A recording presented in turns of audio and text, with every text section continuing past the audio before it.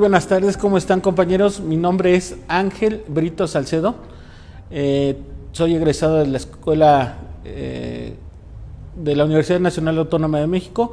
Tengo también una especialidad en Sistema Penal Acusatorio por la Escuela Libre de Derecho. También tengo una maestría en Derecho Procesal Penal por parte del INDEPAC. Soy actualmente litigante, fui agente del Ministerio Público, fui también fiscal de la Agencia 50 en la Ciudad de México.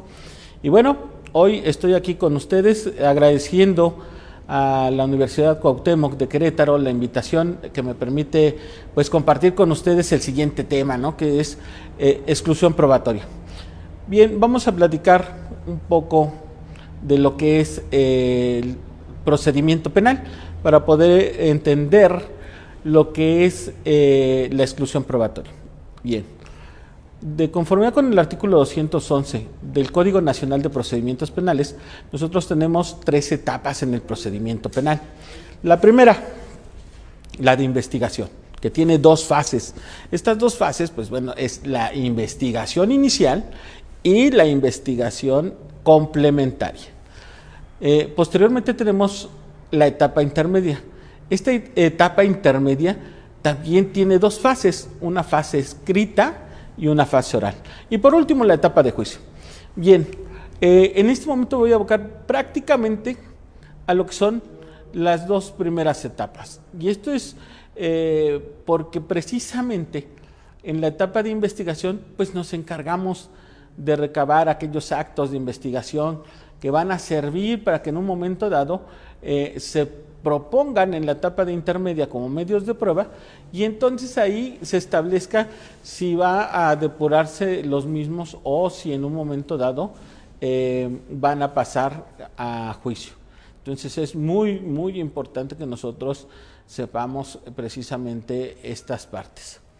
Como les decía, la etapa de investigación contiene primero la etapa inicial. Esta inicial comienza con la denuncia o querella. Aquí precisamente estos requisitos de procedibilidad son los que autorizan al agente del Ministerio Público para que pueda investigar. Y como mencionamos, hay 2 tipos de actos de investigación que se pueden llevar a cabo. Unos sin control judicial y otros con control judicial. ¿Por qué con control judicial? Porque va a haber una restricción de derechos humanos. Entonces, debe de existir un órgano jurisdiccional que precisamente vele por que se respeten estos derechos humanos y no haya transgresiones o abusos de autoridad hacia las personas que precisamente están dotadas de estos derechos humanos. Bien, de esta manera entonces, en la investigación podemos establecer que no solo le compete constitucionalmente al agente del Ministerio Público la misma, sino que también la defensa puede realizar estos actos de investigación. Entonces hay que observar tanto los requisitos procedimentales o legales para que en un momento dado la prueba no se vaya a convertir en ilegal por violación a algunas circunstancias del Código Nacional o que viole los derechos humanos y se convierta en prueba ilícita. Es por ello que al momento de que el Ministerio Público realiza esta investigación, pues debe de observar todo lo que establece la ley para no incurrir ya sea en una ilegalidad o en una ilicitud.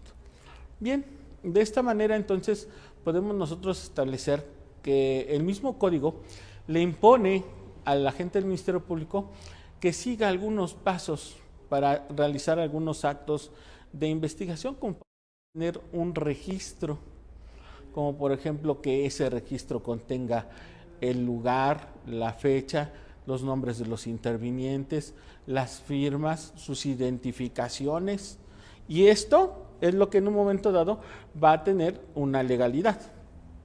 Nosotros podemos constatar lo que les estoy mencionando en el artículo 217 del Código Nacional de Procedimientos Penales, que establece que el agente del Ministerio Público y la policía deben de reunir estos requisitos. Entonces, el no hacerlo, el no llevar a cabo este procedimiento como lo marca este artículo, da pie a que entonces se hable de una prueba ilícita o ilegal, dependiendo cómo se haya llevado a cabo. Entonces, si viola solamente los requisitos que establece este artículo 217, estaremos hablando de una prueba ilegal. Pero si viola derechos humanos, estaremos hablando de una prueba ilícita, independientemente de que no reúna los requisitos. Es por ello que debemos de conocer precisamente estos requisitos que marca la ley para que en el momento procesal oportuno podamos nosotros llevar a cabo una exclusión, ya sea por violaciones a lo que establece el Código Nacional o a derechos humanos. Entonces vamos a realizar estas circunstancias en la etapa intermedia. Bien, como les mencionaba, existe, pues lógicamente, una investigación por parte de la agente del Ministerio Público, pero que, como manifestamos, no es exclusiva de él, porque ahora también, no solamente la defensa, sino también el asesor jurídico puede realizar algunos actos de investigación que no requieren control judicial. Por ejemplo, puede a lo mejor presentar un peritaje, una entrevista, aportar documentos, incluso hacer un descubrimiento probatorio. Todos sabemos que la etapa inicial, pues, como lo indiqué, comienza con la denuncia o querella y que termina con la formulación de imputación. Es decir, prácticamente con lo que es una audiencia inicial. En ese momento termina la investigación inicial y da pie al inicio de la investigación complementaria. Como todos sabemos, en la audiencia inicial se ven diferentes fases, como en su caso, si hay detenido, un control de la detención, una formulación de imputación. Se da también el derecho a declarar, una solicitud de vinculación a proceso, un debate sobre medida cautelar y un plazo de cierre de investigación. Bien, terminado este periodo de la audiencia inicial y el plazo de cierre de investigación, el agente del Ministerio Público tiene 15 días para pronunciarse sobre una determinación. Puede ser un sobreseimiento, puede ser una suspensión condicional, puede ser formular acusación. Si formula acusación, bien, pues entonces tendrá que reunir los elementos que establece el artículo 335 para el escrito de acusación. Y dentro de este escrito de acusación, pues se ofrecen medios de prueba. En ese momento, también cuando se hace el conocimiento que se ha presentado el escrito de acusación, pues el asesor jurídico tiene 3 días para que pueda ser coadyuvante. Y también, terminado este plazo, comienzan 10 días para que se dé la actuación del imputado o acusado ya en este momento en lo que es la fase escrita de la intermedia. Y aquí va a señalar vicios formales, va en su caso a presentar los medios de prueba y también en un momento dado acuerdos probatorios. Esto es muy importante porque ya se ha manejado una circunstancia en la que si no se cumple con este plazo de los 10 días, puede perder su derecho a realizar el ofrecimiento de los medios de prueba. Y esto es muy importante porque precisamente cuando hablemos en un momento más del artículo 346, que establece por qué circunstancias se puede lograr la exclusión, pues lógicamente esto nos lleva al punto en el que nosotros pues podemos establecer esta exclusión por no haberse respetado los plazos que establece el Código Nacional de Procedimientos Penales. De esta manera, entonces, la intermedia tiene ya por concluida su primera fase, la fase escrita. Y viene la parte interesante, la parte que es materia de nuestro tema, la exclusión. Bien, voy a regresar solo un poco para establecer lo siguiente. En la etapa intermedia se depuran 3 cosas, aun y cuando el Código Nacional señala solo 2. Nosotros vamos a depurar primeramente derecho, después vamos a depurar hecho y por último vamos a depurar prueba.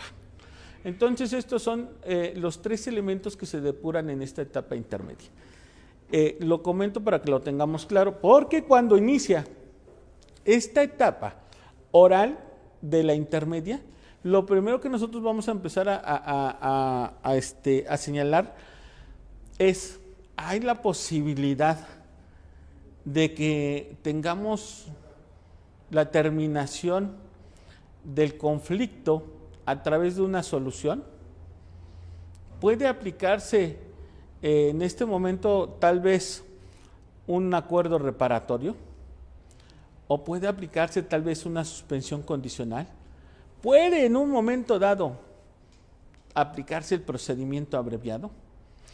Entonces se hace de conocimiento si el acusado en este momento quisiera tener una solución alterna o un mecanismo de aceleración, también llamado una forma de terminación anticipada del proceso, que es el procedimiento abreviado.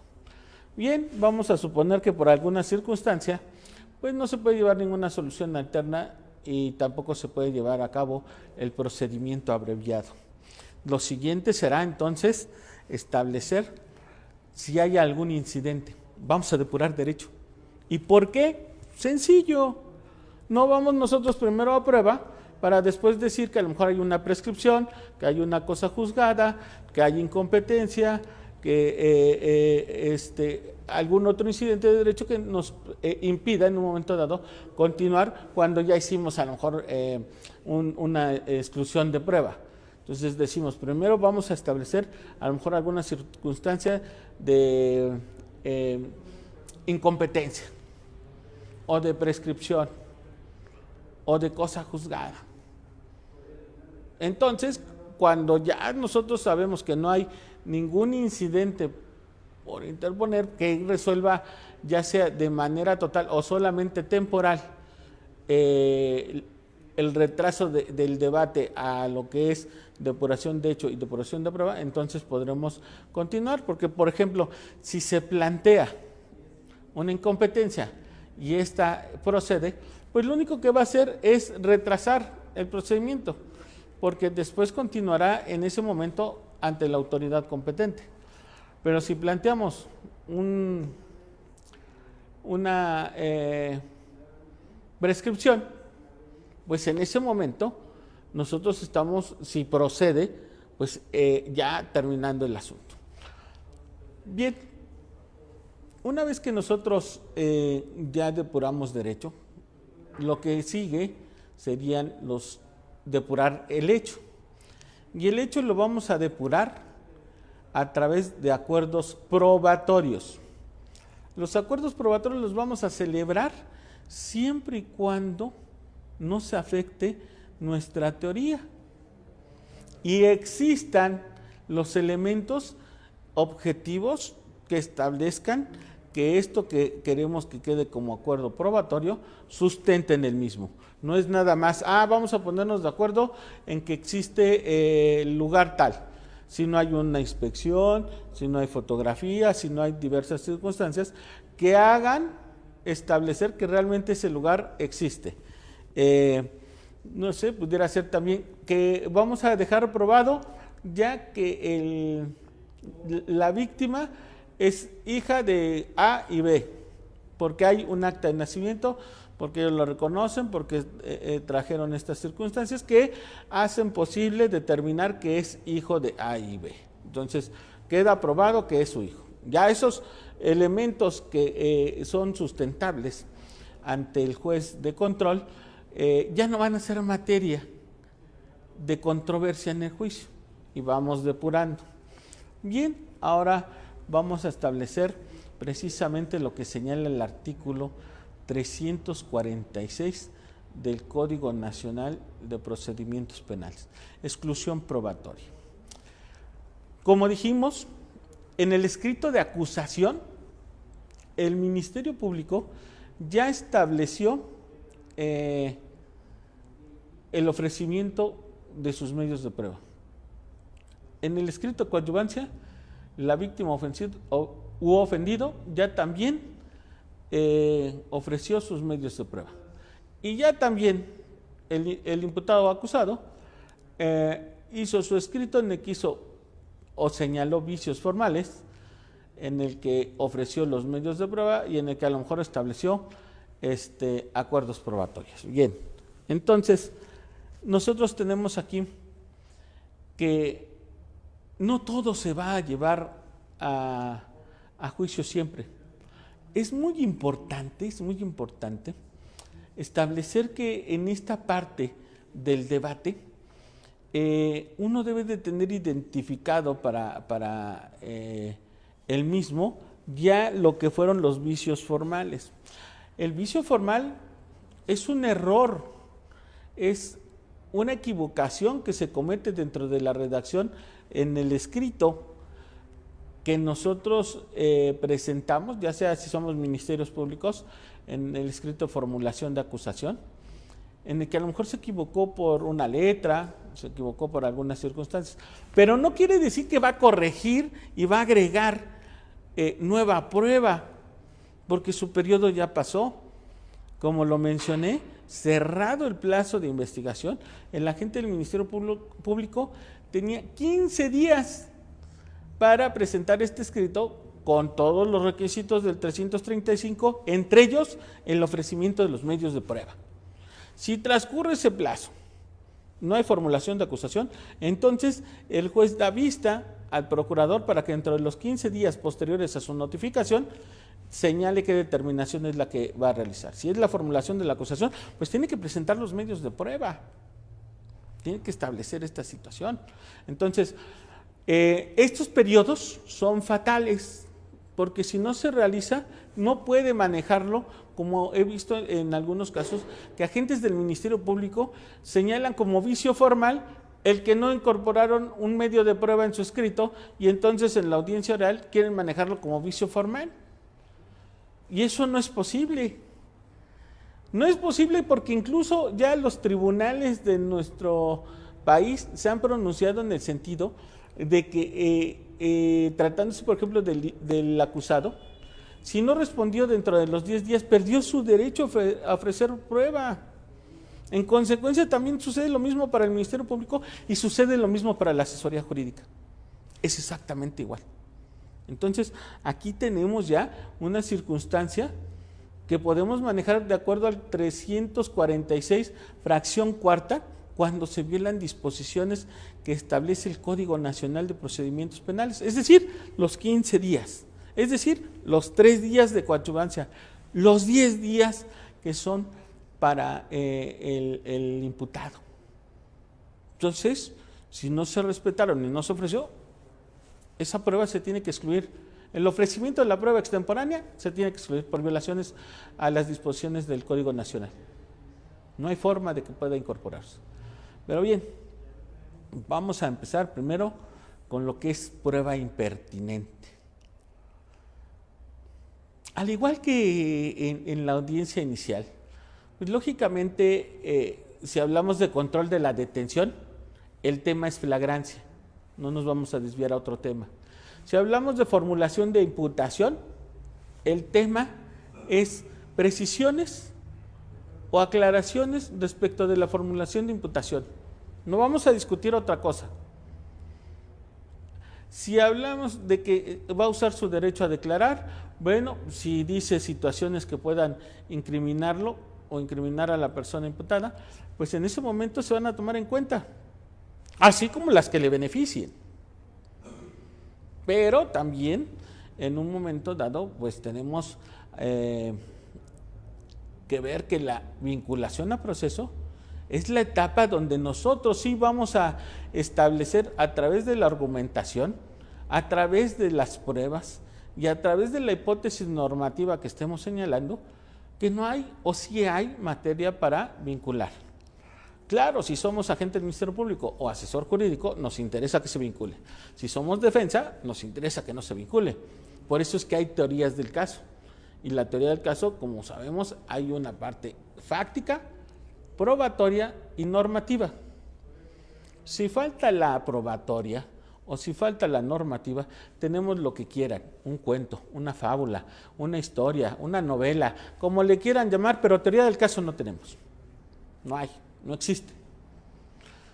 Cuando nosotros hablamos de pertinencia, nos referimos a todo aquello que está relacionado con el hecho controvertido. De esta manera, todas las pruebas que no sean directamente materia del hecho controvertido, pues entonces tendrán que excluirse. Pero hay que tener en cuenta, por eso, que a veces se tiene que establecer en esta etapa cuál es mi estrategia jurídica o mi teoría del caso, porque de esta manera el juez puede entender por qué estamos ofreciendo algo. Porque lógicamente la defensa y el Ministerio Público no tienen la misma teoría. Y lógicamente la defensa recaba prueba para acreditar su teoría. Entonces sería fácil decir, oiga, en un asunto de homicidio, la prueba no está relacionada con el hecho controvertido, que es que se privó de la vida a Pedro. Pero esa prueba no está relacionada con la teoría del caso del Ministerio Público, está relacionada con la teoría del caso de la defensa, que va a establecer que precisamente el imputado se encontraba en otro lugar en el momento en el que sucedió aquel homicidio. En consecuencia, sí, no es materia relacionada del hecho controvertido de la declaración de Pedro en relación al homicidio propiamente, sino a que el imputado se encontraba en un lugar diverso. La pertinencia está en que va a aprobar mi teoría del caso. Entonces, está relacionada con el hecho controvertido porque el hecho controvertido implica al imputado, hoy acusado. Lo implica en esa circunstancia, pero está relacionado con que el acusado no se encontraba en ese lugar. Por consecuencia, tiene una relación directa con lo que se pretende probar y que está relacionado de manera indirecta con el hecho controvertido. Entonces, cuando se realiza el ofrecimiento de medios de prueba, pues tenemos que hablar de esta pertinencia, porque además esta pertinencia viene desde el artículo 20 constitucional. Es cierto que el imputado tiene derecho a ofrecer prueba, pero dice el 20 constitucional, en los momentos procesales que correspondan, en los momentos que se tiene que llevar. De esta forma, entonces nosotros vamos avanzando y teniendo la forma de debatir, porque la Constitución nos dice, y tiene que ser pertinente. Y lo retoma este 346, prueba pertinente. Y la prueba pertinente es la que está relacionada con los hechos controvertidos. De esta manera, nosotros podemos establecer cuando también el agente del Ministerio Público pretende llevar prueba que no es pertinente. Por eso es que nosotros debemos de conocer bien nuestra carpeta de investigación, ver bien cuáles fueron las entrevistas, ver cuál es el punto de prueba, porque el punto de prueba se exige al agente del Ministerio Público. El 346 establece en sus últimos párrafos que tiene que señalarse cuál es el punto de prueba, sobre de qué va a declarar, para que nosotros podamos establecer cuál es la pertinencia. No vamos a poner qué va a declarar, porque ya es contaminar. pero sí tenemos la carpeta y sabemos qué contiene la entrevista. Y si esa entrevista no contiene los hechos que son punto de prueba y que deben de estar relacionados con el hecho controvertido, pues entonces es una exclusión. Es una exclusión. Y se tiene que debatir sobre esa exclusión. Ahora bien, vamos a ver. Existe otra circunstancia que el código nos señala, la sobreabundancia. ¿Cuándo hay sobreabundancia? A los 3, 4, 5, 10, 20 testigos que hablan de lo mismo. ¿Será posible llevar 20 testigos que hablen de las mismas circunstancias? ¿Será suficiente? ¿O cuándo podemos hablar de sobreabundancia? Bien, cuando existe un número de más de 3 personas que están hablando sobre la misma cosa. La sobreabundancia. ¿De dónde sacamos estas 3 personas? Bueno, nos remitimos un poco en suplencia a lo que establece la ley de amparo.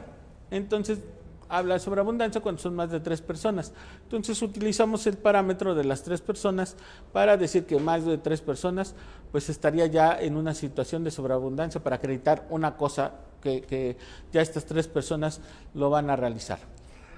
Si sucediera eso, la gente del Ministerio Público tiene, entonces, la oportunidad de escoger entre sus testigos, de escoger cuál es el que más le conviene.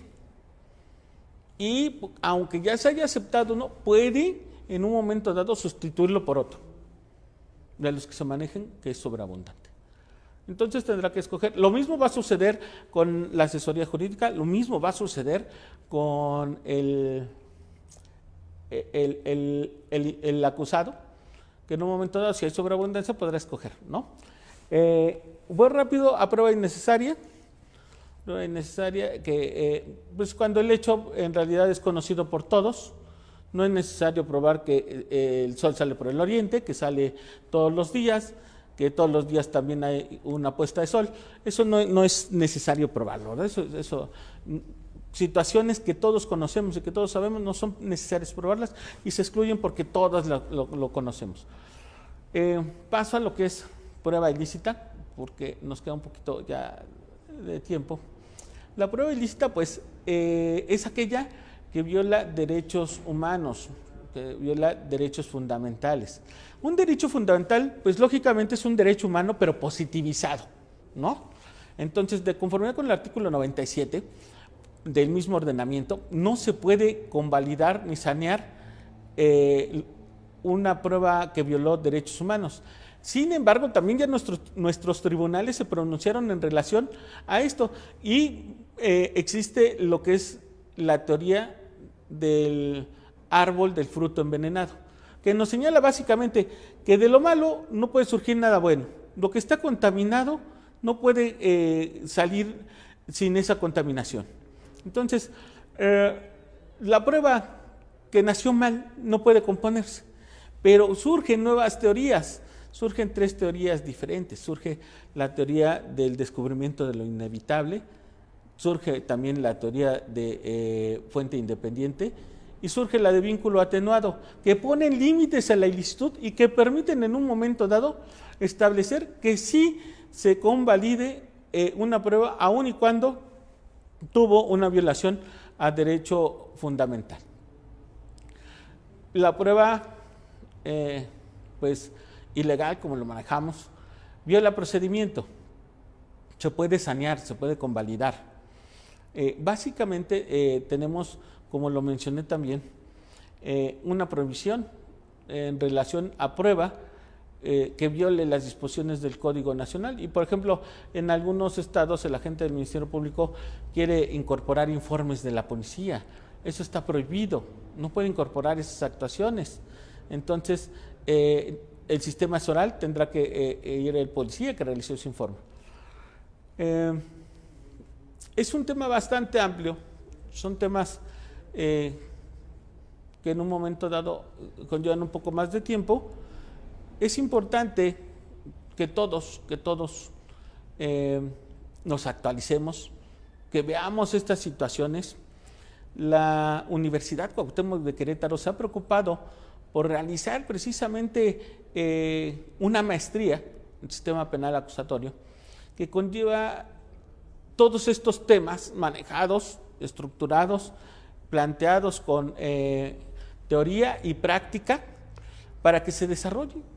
Yo los invito a que se inscriban, a que estén aquí con la Universidad Cuauhtémoc para que podamos hacer un desarrollo extenso en un módulo de lo que es la violación a derechos humanos, estas teorías que han surgido que les hablé, y cómo se aplican, cómo se debate, cómo se llevan a cabo, cómo nosotros podemos evitar la exclusión de a lo mejor algo que violó un derecho humano, si podemos argumentar y desarrollar estas teorías en el debate de la intermedia en la exclusión de prueba. Bien, me parece que viene en este momento ya lo que es la etapa de preguntas y respuestas. Entonces, durante el desarrollo de lo que fue este tema, ustedes tuvieron la oportunidad de escribir las mismas. Si no lo hicieron, pues este es el momento en el que pueden ustedes empezar a formular preguntas para que tratemos de dar contestación a todos los participantes. Y aunque, pues bueno, nos falta tiempo, como les mencioné, pues vamos a tratar de a lo mejor llevar otra sesión, o como les dije, está abierta esta universidad para inscribirse. No podemos nosotros dejar de prepararnos. Un abogado que no se prepara diario es menos abogado diario. Tienen ustedes que estar en constante esfuerzo, y esta universidad tiene muy buenos docentes que van a tratar temas como estos y más interesantes, que nos van a ayudar a desempeñarnos mejor en nuestra profesión. Bien, creo que es tiempo de entrar a lo que es la parte de preguntas y respuestas. Pregunta Rubén: ¿cuál es la diferencia entre prueba ilícita y prueba ilegal?